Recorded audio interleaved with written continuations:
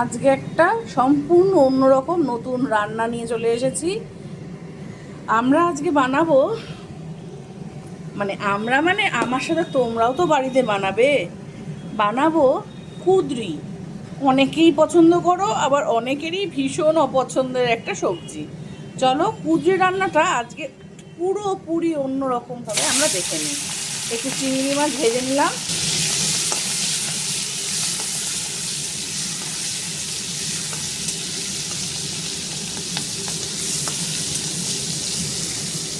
চিংড়ি মাছ ভেজে তুলে রেখে বেশ খানিকটা কালো জিরে ফোড়ন দিয়ে দেবো।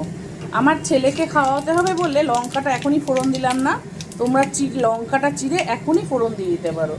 দিয়ে আমি লঙ্কাটাকে সরিয়ে রেখে আগে আলুটাকে ভেজে নেব।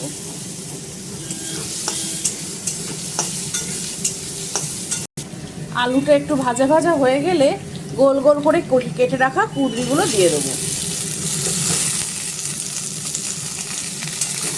খোসাটা একটুখানি কেটে নিয়েছি, তারপরে ছোট ছোট গোল গোল করে কেটে নিয়েছি। অনেকে মাঝখান থেকে চিড়েও গোল গোল করে কাটে, কিন্তু যাই হোক, মোট কথা ছোট ছোট করে কাটলেই হলো।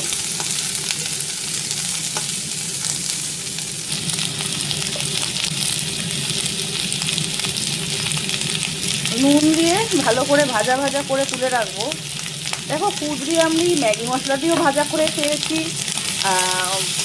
কুঁদরি দিয়ে বেগুন দিয়ে ঝোলও বানিয়েছি, কিন্তু এই রান্নাটা কিন্তু আমি ফেসবুক থেকেই শিখেছি। আবার আর একটা রান্নাও শিখেছি, ভর্তা। এবার আজকে আমি চেষ্টা করছি ওই রান্নাটা করার, যেটা কুঁদরিগুলোকে আজকে যেটা দেখাচ্ছি তোমাদের, আর একদিন করে দেখাবো কুঁদরির ভর্তা। আমার মনে হয় আমরা যেরকমভাবে কুঁদরি খাই, তার থেকে এই দুটো রান্না করলে অন্তত বাড়ির লোকে খাবে। নইলে কুঁদরি খাওয়ানো তো কাউকে আর সহজে যায় না। লঙ্কাটাও দিয়ে দেবো, আর একটু ঢাকা দিয়ে দিয়ে করবো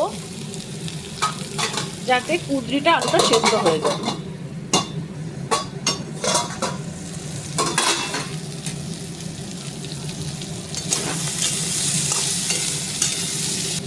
বেশ কিছুটা ভাজা ভাজা হয়ে গেছে। এইবার আমরা এটাকে তুলে রাখবো। ভাজা ভাজা করে এই ভাজাটাকে এখন আমি তুলে রাখবো।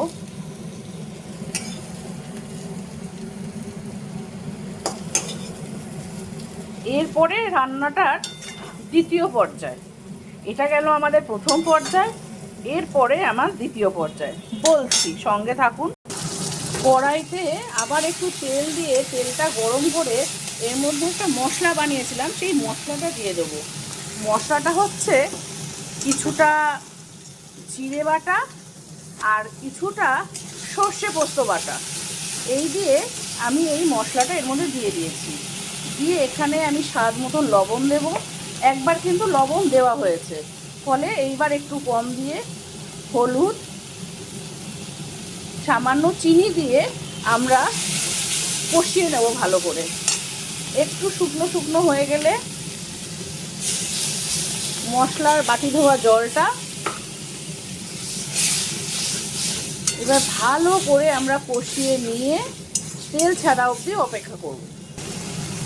জিরে দেব, সর্ষে পোস্ত বাটা দেব, আর একটা সিক্রেট জিনিস এর মধ্যে আছে, সেটা হলো চিংড়ি মাছ তো দিচ্ছি। চিংড়ি মাছের যেই বড় বড় মাথাগুলো, মাথাটাকে ভালো করে পরিষ্কার করে নিয়ে সেই মাথাটাকে পুরো পেস্ট বানিয়ে এর মধ্যে দিয়ে দেবেন।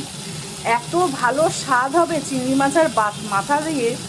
আপনারা তো চিংড়ি মাছের মাথা বাটা অনেকে বড়াও খান, তো বড়াতে তো একটুখানি দানা দানা থাকে, আমরা শিলে বাটি, কিন্তু এইটার মধ্যে পুরো পেস্ট করেই আমরা বেটে নিয়েছি। পুরো পেস্ট বাটাটা দিয়ে ভালো করে কষিয়ে, যাতে চিংড়ি মাছটাও সুন্দর করে কষানো হয়ে যায়, দিয়ে এরপরে আমরা ওই ভাজা কুঁদরিটা এর মধ্যে দিয়ে দেবো।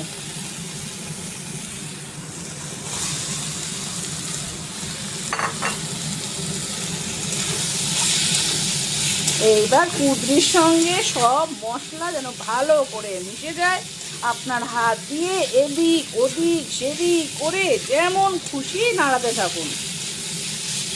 খুব সুন্দর করে মশলা মিশে গেলে সামান্য একটু জল দেবেন, যাতে আলুটা আর কুঁদরিগুলো ভালো করে সবজিটা সেদ্ধ হয়ে যায়।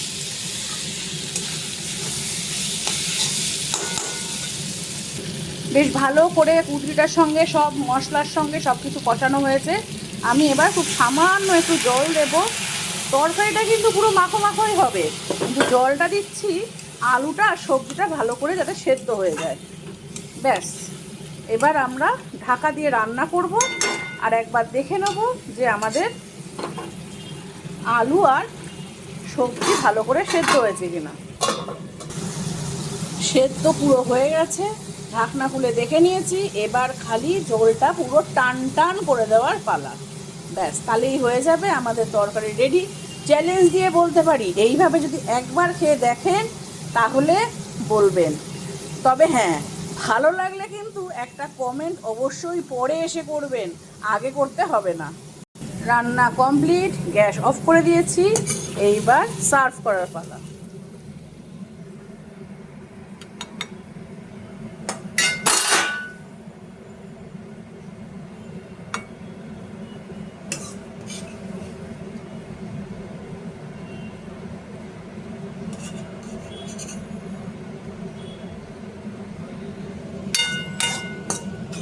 সত্যি বলছি দিদিরা, সত্যি বলছি দাদারা, একবার খেয়ে দেখবেন, সত্যি খুব ভালো টেস্ট হয়েছে।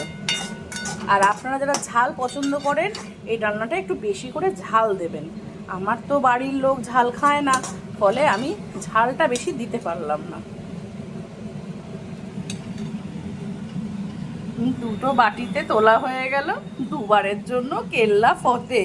ব্যাস, টাটা। আবার পরে একটা অন্য রেসিপি নিয়ে আসবো।